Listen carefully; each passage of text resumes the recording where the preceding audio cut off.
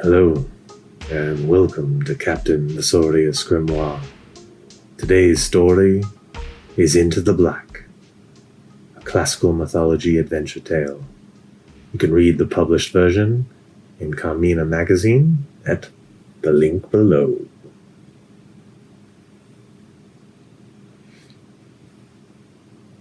Before the silent, crowded court of the Ragged King, an old man with but one eye stood and spoke. I, the Vardos Eufranor, will tell you of the first tragedy of my life. Before us I could hear the drums resounding off the stone walls from deep within the cave. We entered with swords drawn, torches to every other man. The four of us had tracked the wounded Minotaur far from our village into the Pindos Mountains. Through the night, we had listened to the labored breath ahead of us as the horned beast crashed through the forest, racing back to its lair, which lay within a secluded syncline of rock. Our skills in tracking were barely needed for a hunt such as this. It was courage which we needed. The stink of rotting flesh and sorcery made us gag as we began our descent into the black of the cave in the wake of the horned creature. Ulos walked first, with his torch raised high, peering into the emptiness. I came next. My father's shield, brought back from the wars with the barbaroi of his youth, was strapped to my left arm. The dents in the bronze covered showed years of violent use, obscuring the figure of the bear long ago painted. I was unfamiliar with the weight of my shield. My arm felt leaden after the night-long hunt through thick brush and foothills. Aching, I tried to stretch my cramping muscles before the coming violence. The brothers Gogri and Tiro walked behind me, defending our rear with their matching shields emblazoned with leaping wolves, heirlooms of their house. As we passed below a heavy stone lintel carved with hideous script, I shivered. A faint sound of drumming had begun from somewhere ahead. Only our torches lit our way as we drove on deeper, deeper, deeper into the cave, deeper and deeper and deeper into the black. The courage and vengeance were all that kept us warm. None of us had a spear, the weapon we each wished for. All 35 of the ashen polearms had been broken on the massive hide of the Minotaur as it slaughtered our warriors, to screams of horror from our wives and children in the setting sun of autumn. As dust settled the night before, a roar resounded, tearing through the peace of our secluded village of Epirus, when the watchtower shook violently as a bull-headed creature rammed the center post, shattering the largest timber. The enormous tree trunks of the tower splintered like twigs under the ferocious swings of the Minotaur's double-bladed axe. The tower toppled, flinging its occupants through the air. I saw my father die in the first moments of the mayhem, thrown through the air from his post atop the watchtower, to be skewered upon our own palisade, the very section which we had recently replaced. His body slid far down the post, fingers and intestines brushing the muddy ground. When we pulled the post up from replacement last summer, the rotting bases revealed a mass of squirming insects. Squirming insects much like those crunching beneath our feet now, as we wound through the dark cave, drawn on by the beat of the drums growing ever louder. We heard a shrill cry echoing with percussive sound against the cave walls, a tawny wail calling us onward deeper, deeper, deeper, to a haunted hall beneath the earth. The breath of death seeped out from the depths, from the rock and stone, into mystical, magical, monstrous forms. Before me, I saw Xenocrates and Timo, our village potters, and his lovely young wife, each sliced in two through the waist with a single swing of the monster's axe, spraying blood across my then clean tunic. The brains of Ulos' young son were strewn across the muddy ground, while my younger brother stared on in horror, unable to comprehend the death-filled madness before us. My wife screamed as the Minotaur grabbed her by the hair and sniffed her with his beastly snout, as if in appraisal. Blood and madness filled the evening, wafting through tall trees and into the very rock of the earth. My mind and soul were savagely assaulted by a barrage of unholy and terrifying thoughts. I stopped, shaking myself free of the evil nightmare remembered, and looking to my companions. Tiro met my stare knowingly. They had been entranced as I, losing ourselves within this maze of eerie dark corridors of wicked dreamscapes. In front, Ulo slowed and stopped. Hearing our footsteps pause, he looked back with a haunted gaze, his eyes wide, all-seeing into our fearful hearts. I broke the silence. I do not know what lies ahead, my friends, but we must be ready for more than simply the beast. I tried to sound confident with my words. As our minds stumbled through terrifying fog, I nodded to my companions. They had no words for me, or each other. Only the stalwart shoulder and shield of the man beside him to rely upon. We resumed our march, ever wary, the stench of death ever growing, mold and rot oozing from fissures in the rock. The walls of the cave were groaning with the ferocious beat of the wild drumming and shrill cries of naked horror and ecstasy bellowing from far below. We'd been traveling for some time through the cave, dreaming awake of our dead relatives and friends. We had lost over 30 villages last night by the time the horn monster turned back, launching itself into the forest with my wife Hera within its grasp. She had been knocked unconscious, not dead, I was sure. Why else would the Minotaur hold on to her? Unless to eat her still warm flesh, deep within its dark hole. These thoughts were just what needed to be avoided. Ulos had lost more. All his family had fallen to the double-bladed axe or the sharp horns of the Minotaur, all except his young son, who had only taken a bestial punt of the hoary foot of the horn monster to send the small boy sailing through the air, body broken, his soft skull smashed upon the earth. Ulos had nothing to return to. Before him was but a red blur of vengeance. He would claim Mansa for his losses. We would all claim Mansa. 35 ashen spears we had crafted this past year.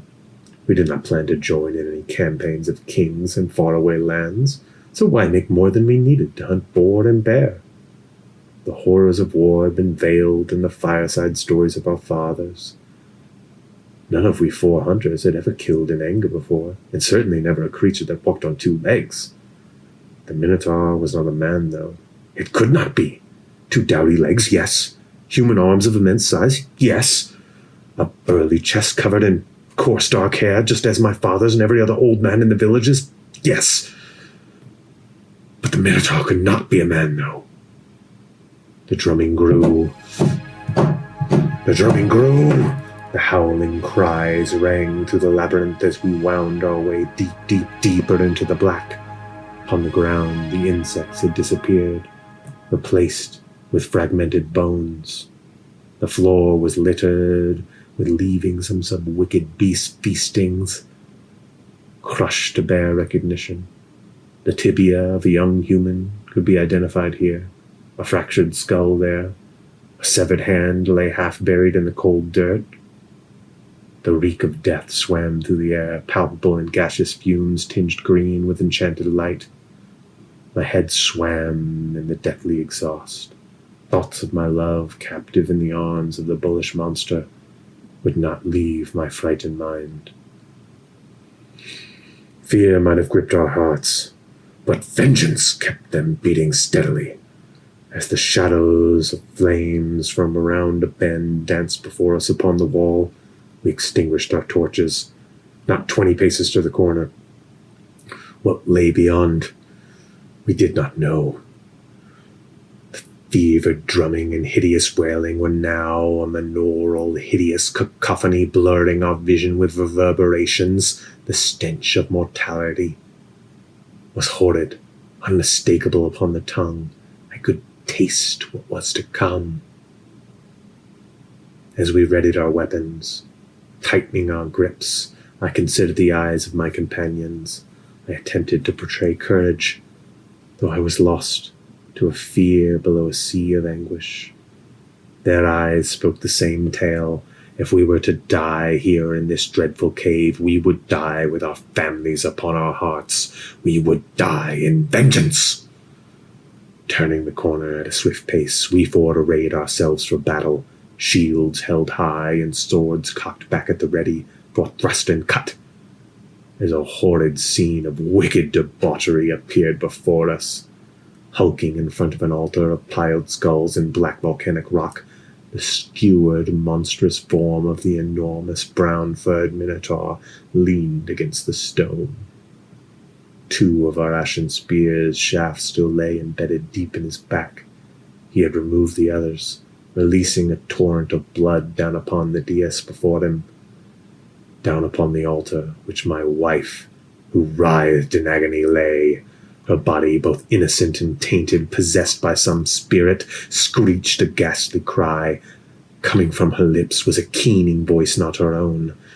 It spoke in a language unearthly, demonic in origin, but I could understand.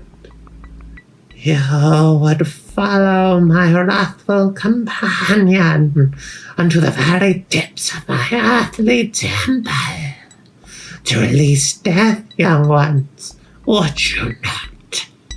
To avenge the dead, fury and madness filling you with insurmountable rage, vengeance, hatred. Oh, how I shall feed, primed and perfect sacrifices, each and all of you, for my sacred altar.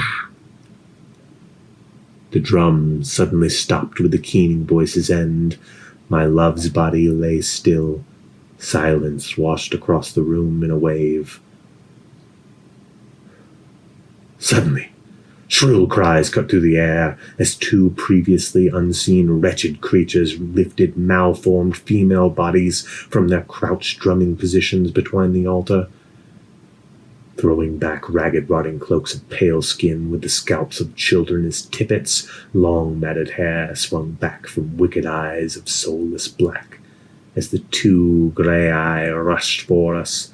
Claws of frightening length reaching from their withered hands, the Minotaur was beginning to stir, though sluggishly, as if from a deep slumber. The hag to the left jumped with alarming speed towards Goguri, who was nearest to the entrance, attempting to cut off our escape. He slashed with his short sword. A swift and vicious wolf he was. With a horrid cry, the hag recoiled, its hand severed at the wrist. Blood oozed thick and black from the wound. The claw-like appendage wriggling upon the floor searched for grasp. Before me, the other hag advanced, sliding back and forth, a slippery motion to confuse the senses. A scorpion's dance. Then she struck, quick as a serpent biting, with a fluid twist around my thrusting sword and beneath the swing of Ulos, who guarded my left flank. She was between me and my shield in an instant, clawing my sides mercilessly with her sharp talons.